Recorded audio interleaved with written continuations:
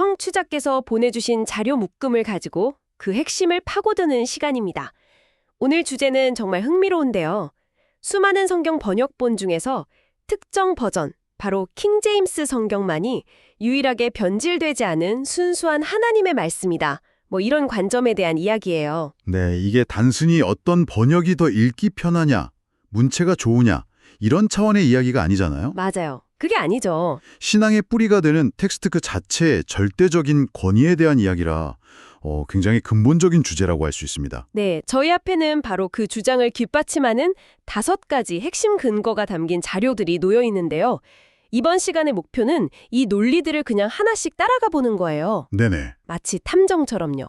이 자료들을 제시하는 증거들을 살펴보면서 왜 이분들이 킹제임스 성경만이 완벽하다는 결론에 이르게 되는지 그 논리의 여정을 한번 같이 쫓아가 보려고 합니다. 자, 그럼 첫 번째 증거부터 한번 살펴볼까요? 첫 번째 논거는 아주 근본적인 질문에서 시작합니다. 하나님은 자신의 말씀을 완벽하게 보존하겠다고 약속하셨는가? 이 질문이요. 아, 약속의 유무부터 따지는 거군요. 그렇죠. 이 질문에 대해 자료는 그렇다고 답하면서 시편 12편 6절과 7절을 핵심 증거로 딱 제시하고 있어요. 네, 저도 그 자료를 봤는데 정말 놀라운 게 단어 딱 하나 차이로 구절의 의미가 완전히 달라지더라고요. 바로 그 지점입니다. 킹제임스 성경의 시편 12편 7절을 보면요. 이렇게 되어 있습니다. 오 주여 주께서 그것들 them을 지키시며 주께서 이 세대로부터 영원히 그것들 them을 보존하시리이다. 그것들. 네, 여기서 그것들은 바로 앞 6절에서 말한 주의 순수한 말씀들을 가리키는 게 문맥상 아주 명확하거든요. 그러니까 약속의 대상이 말씀 그 자체라는 거군요. 그렇죠. 말씀 자체를 영원히 지키시겠다는 약속인 셈이죠. 그런데 이제 자료는 현재 한국교회에서 가장 널리 쓰이는 개역성경이나 영어권의 대표적인 현대어 번역본인 NIV 같은 다른 버전들을 지적하고 있어요. 네. 이런 현대역본들에서는 그 them이라는 단어가 우리들, us, 혹은 사람을 가리키는 그들로 번역되어 있다는 겁니다. 잠깐만요. 그럼 약속의 대상이 하나님의 말씀에서 네, 맞아요. 핍박받는 성도들로 바뀌어버리는 거죠.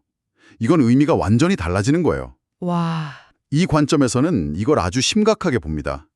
영원 불변해야 할 말씀 보존의 약속이 일시적인 상황에 놓인 인간 보호의 약속으로 격화되었다 이렇게 보는 거죠. 그렇군요. 여기에 더해서 자료는 말씀을 임의로 바꾸는 행위 자체에 대한 성경의 강력한 경고들을 함께 제시합니다.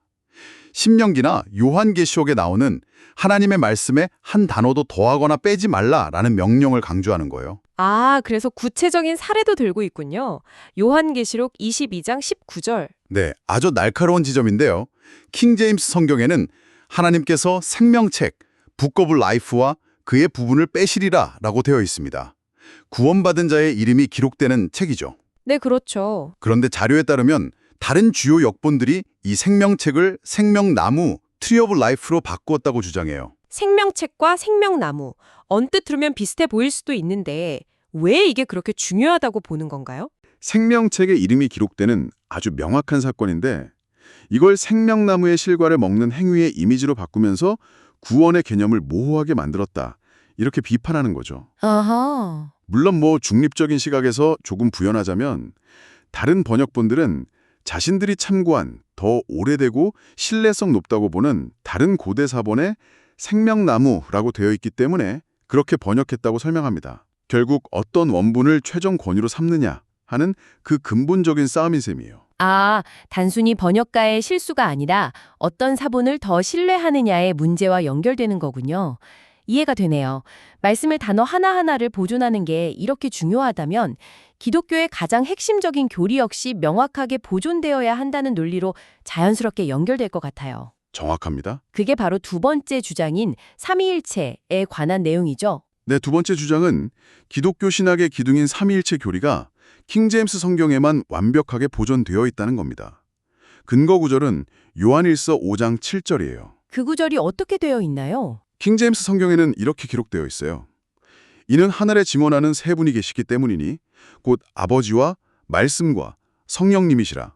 또 이 세 분은 하나이시니라. 와, 이건 정말 직접적이네요. 아버지, 말씀, 성령님이 계시고 이 세 분은 하나라고 그냥 못을 박고 있으니까요. 거의 삼위일체 교리의 교과서적인 정의가 성경 구절 안에 그대로 들어가 있는 느낌인데요. 바로 그 점 때문에 이 구절이 논쟁의 핵심이 되는 겁니다. 자료는 삼위일체 교리를 이보다 더 명확하게 증명하는 구절은 없다고 주장해요. 그럴 것 같네요. 그런데 놀랍게도 다른 대부분의 현대 역본들에서는 이 구절의 핵심 내용이 빠져 있다는 겁니다. 그냥 증언하는 이가 셋이니 정도로만 나오고 우리가 방금 읽었던 아버지, 말씀, 성령님 이 세 분은 하나라는 부분이 통째로 없다는 거죠. 잠깐만요. 아니 그게 통째로요? 그럼 이 주장에 따르면 그 구절이 원래는 있었는데 후대의 번역가들이 의도적으로 뺐다는 건가요? 아니면 애초에 그 구절이 없는 더 오래된 성경 사본도 있었다는 건가요? 아주 좋은 질문이세요. 바로 그게 이 논쟁의 심장부죠. 자료의 관점은 명확합니다. 원래 성경에 있던 구절을 후대의 삼위일체 교리를 불편하게 여겼던 이단적인 필사자들이나 신학자들이 의도적으로 삭제했다는 거예요. 아, 단순한 누락이 아니라 기독교의 핵심 정체성을 흔들기 위한 일종의 신학적인 공격으로 보는 겁니다. 그렇군요. 단순 번역 차이가 아니라 교리를 지키려는 쪽과 없애려는 쪽의 싸움으로 보는 시각이네요. 흥미롭습니다. 자, 그럼 세 번째 주장으로 가보죠. 말씀 보존과 헬심 교리에 이어서 이번엔 아주 구체적인 장소의 이름에 대한 이야기입니다. 네, 예수님이 십자가에 못 박히신 곳, 바로 갈보리라는 이름에 관한 것이죠. 네. 우리에게 아유 익숙한 이름이죠. 이 갈보리라는 지명이 오직 킹 제임스 성경에만 제대로 보존되어 있다는 주장입니다. 근거는 누가복음 23장 33절이에요. 킹 제임스 성경은 그들이 갈보리라 하는 곳에 이르러 라고 번역하고 있습니다. 그렇죠. 갈보리산 위에 십자가 섰으니 하는 찬송과 가사도 있을 만큼 기독교인들에게는 굉장히 상징적이고 은혜로운 느낌을 주는 이름이에요. 맞습니다. 사실 갈보리는 라틴어 칼바리아에서 온 말이고 그 뜻 자체는 해골이 맞아요. 아, 뜻은 같군요. 네. 하지만 수백 년, 수천 년 동안 기독교 문화권에서 이 단어는 단순한 해골 언덕이 아니라 예수님의 희생과 구속, 인류를 향한 사랑이라는 엄청난 신학적 의미를 담은 고유명사처럼 쓰여왔죠. 그런데 자료는 다른 현대 역본들이 이 부분을 그냥 원뜻 그대로 해골, 더스콜이라 하는 곳이라고만 번역했다고 지적합니다. 의미는 통하지만 그 안에 담긴 뉘앙스나 감정적인 무게감은 완전히 달라지는 거군요. 바로 그겁니다. 이건 마치 우리가 역사적인 장소인 광화문을 그냥 남쪽을 향해 난 큰 문이라고 부르는 것과 같아요. 아, 사실적인 묘사일지는 몰라도 광화문이라는 이름이 가진 역사적, 문화적, 민족적 무게감은 전부 사라져버리잖아요. 그렇네요. 와닿네요. 자료는 바로 그 점을 지적하는 거예요. 갈보리라는 은혜로운 이름 대신 해골이라는 차갑고 섬뜩한 해부학적 용어를 사용함으로써 그 장소가 갖는 구속사적인 의미를 의도적으로 약화시켰다고 보는 겁니다. 와, 광화문 비유를 드니까 단번에 이해가 되네요. 기술적으로는 맞을지 몰라도 우리가 그 장소와 맺어온 관계와 감정을 완전히 무시하는 처사라는 거군요. 자, 그럼 네 번째 주장으로 넘어가 보죠. 이건 정말 개인적으로도 좀 충격적이었는데요. 사탄의 타락하기 전 이름, 루시퍼에 대한 이야기입니다. 네, 루시퍼요. 네, 저는 그 이름이 당연히 모든 성경에 다 나오는 줄 알았는데 킹제임스 성경에만 등장한다는 건가요? 이건 처음 듣는 이야기네요. 네, 많은 분들이 그렇게 생각하시죠. 이 주장에 따르면 그렇습니다. 근거 구절은 이사야 14장 12절인데요. 킹 제임스 성경은 이렇게 번역합니다. 오 아침의 아들 루시퍼야, 네가 어찌 하늘에서 떨어졌는가? 루시퍼. 네, 여기서 루시퍼는 빛을 나르는 자라는 뜻을 가진 타락하기 전 가장 영광스러웠던 천사의 고유한 이름으로 제시됩니다. 그럼 다른 성경에는 이 부분이 어떻게 되어 있나요?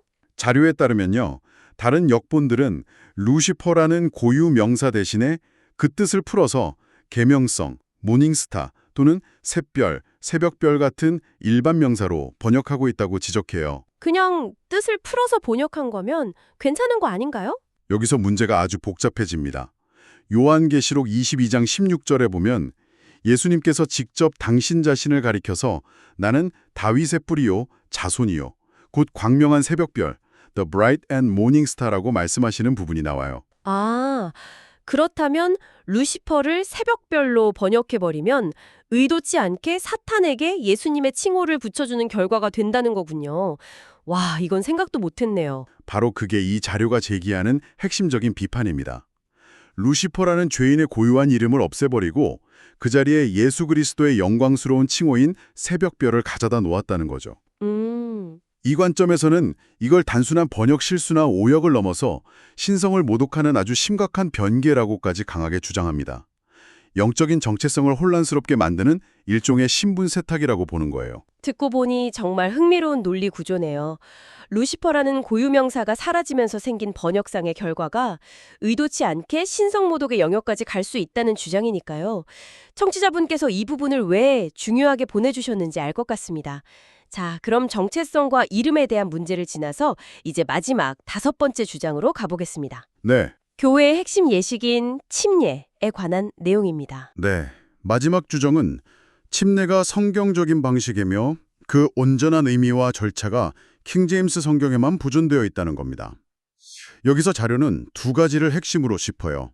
첫째는 방식이고 둘째는 자격입니다. 방식이라면 물에 완전히 잠기는 걸 말하는 거겠죠? 맞습니다. 마태복음 3장 16절에서 예수님이 침례 요한에게 침례받으시는 장면을 근거로 두는데요.